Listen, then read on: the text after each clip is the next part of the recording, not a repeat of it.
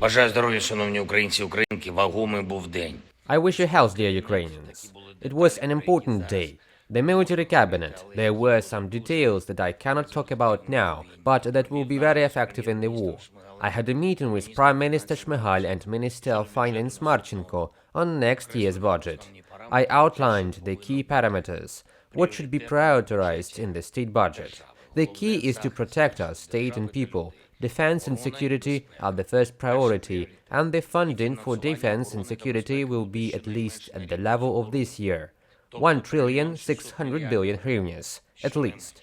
Next year, we will add significant budget funds for the defense industry, for the production of weapons in Ukraine, and for the drones, both for the purchase of what is needed abroad and for the Ukrainian production.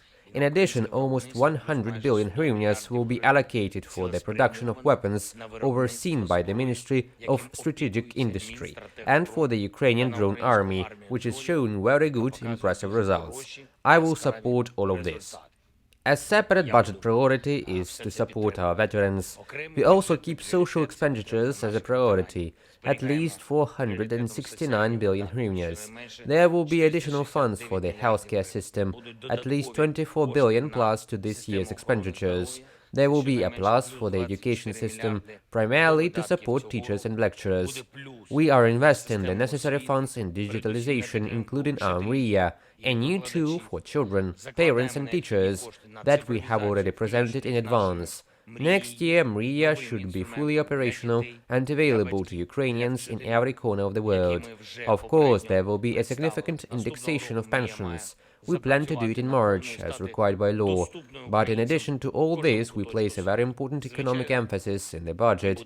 We are adding incentives for the economy, production, jobs, investments, all the things needed to help Ukraine recover faster. Government officials will present the details of such incentives.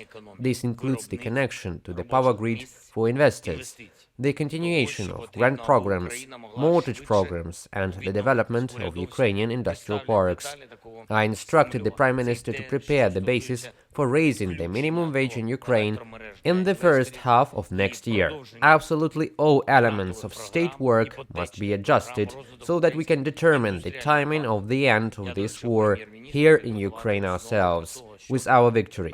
Our weapons that will reach all the goals necessary for Ukraine, our economy that will be able to provide Ukrainians with the jobs they need, social functions of the state that must be fulfilled, state functionality, especially digital functionality, which must become more advanced than anyone else in Europe. All these are tools to bring Ukraine's victory closer.